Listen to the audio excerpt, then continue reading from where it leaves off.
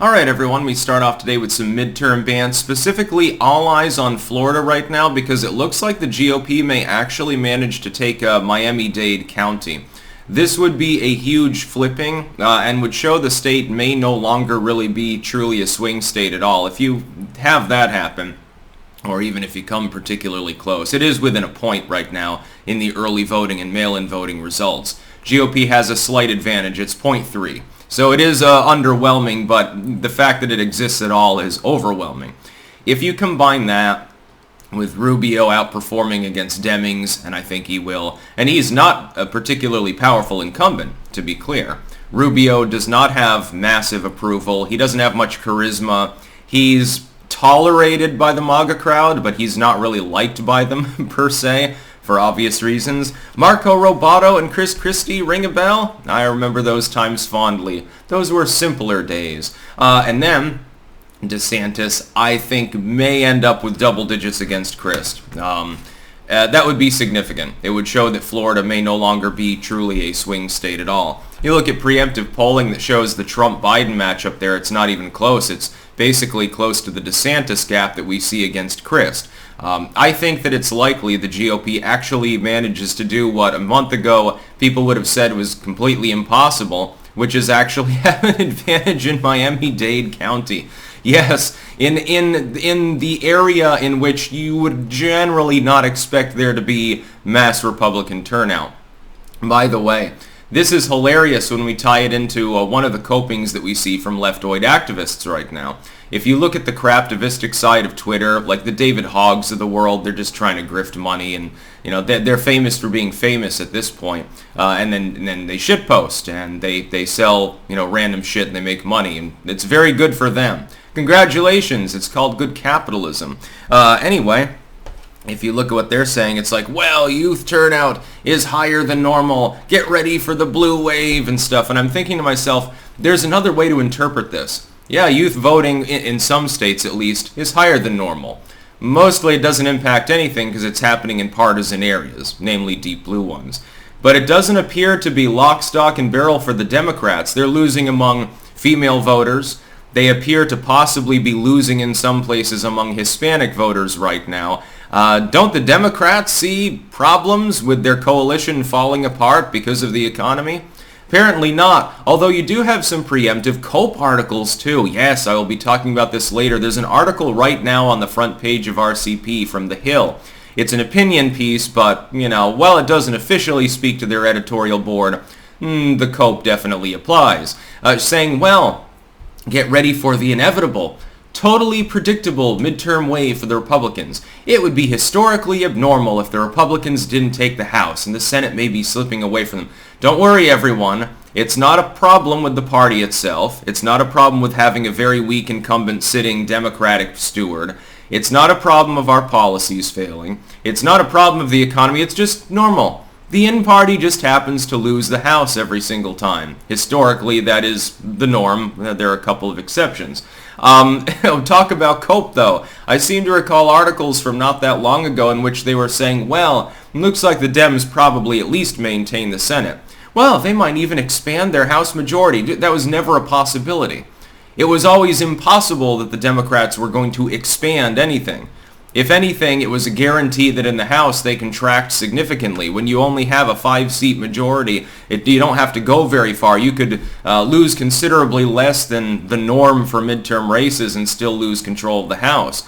At this point in my mind, it's not a question as if there's a red wave. It's a question of how large it is.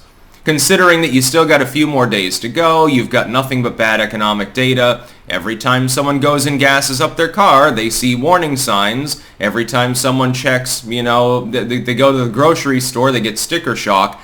They're punishing the Democrats for this. If Miami-Dade is now a 50-50 sum game, if that is now the bellwether of Floridian politics, and it happens to lean Republican very slightly, the Democrats have lost control of one of the main states that they have to be competitive in to win future elections. They would need an outsizedly strong 24 candidate, I think, or a very weak candidate for the Republicans, like maybe a Jeb Bush or something like that. Liz Cheney gets nominated. You'd need a situation like that probably for the GOP to lose in 24. I think that the economy is going to tank sometime next year, and I mean really tank. I don't mean just horrendous inflation and a pre-recession. I mean something much more beefy than that. They'll blame it on Ukraine, and then they'll blame it on the GOP for holding the House, probably. That's going to be the sum and substance. More deflection from Beijing Biden's stewardship. But Miami-Dade County, Jesus Christ. Have you ever heard anything about Miami-Dade? Miami is not exactly a Republican stronghold.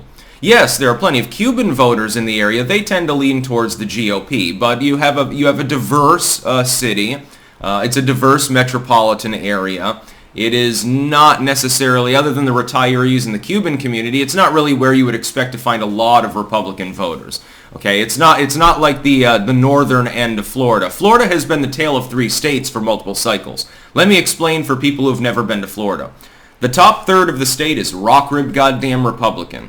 The bottom third of the state typically is quite blue. The middle of the state, so the Tampa-Orlando corridor area, that's usually where you target things. That's where everyone is in play.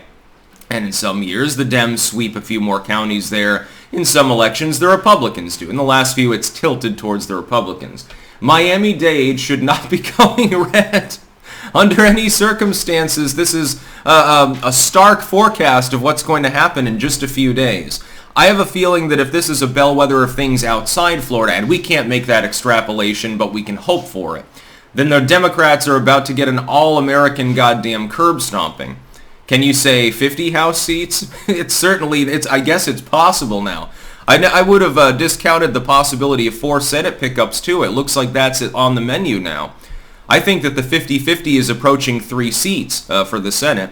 Probably 4 for gubernatorial slots. Look at Oregon, for example. The Washington Senate race, RCP just changed their expectations. They're now expecting New Hampshire to be a pickup, so Hassan to actually lose.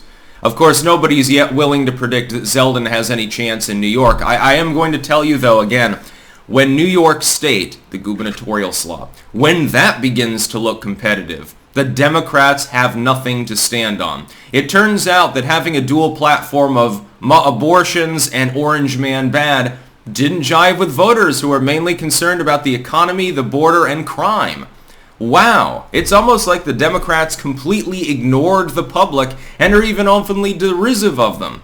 They've been disdainful of what the public wants. Well, how dare you want us to focus on inflation? Just let the Fed do its job, peon. We've got to talk about gun control. Nobody gives a damn about gun control right now outside of the echo chambers of the far left. More and more people oppose it outright, which I think is a very good thing for the country. Sometimes you got to take lemons, turn them into lemonade. Everyone's suffering right now. Okay, then let's punish the far left. Give them a really good drubbing. My hope, my deepest hope, and I don't dare to predict it happening, but I really hope that it does. My deepest hope is the Democrats crash and burn so hard, they force out all of the old leadership. They get new leaders in, and then they have a conversation about what the fuck they're going to do as a party. Are you going to acknowledge that the people want populism and go back to a party of JFK sort of thing? You can have your neoliberal welfare toys on top of that and go Clinton mode if you want to. Or are you going to go far left, acknowledge that you support communism now, abandon all principles whatsoever, and get fucked in the ass? And probably a third party, the Libertarians or the Greens or something, rises up. And they'd probably absorb the Greens at that point. Acknowledge that you're out of touch, your leadership is old as fuck, you're approaching Strom Thurmond levels of dysfunction, the steward is out to lunch and isn't leading anything, the world is going to hell, and the U.S. has no leadership because the Democratic administration doesn't have many people capable of leading. Acknowledge that, and then put sane people in charge. There are a few sane people in the Democratic Party. One of them, Tulsi Gabbard, just abandoned your party because you're so fucking dysfunctional and she understands you're going to get curb stomped and decided to play for the winning team so she has a political future. That's what I'm hoping.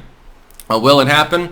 The Democrats historically over the last few elections have lacked self-reflection. It's more likely, I'll be talking separately today, that they're going to blame white women for losing the midterms. There are already foreshocks of this. And it would be, again, historically normal for the Democrat Party. That's about all. Peace out.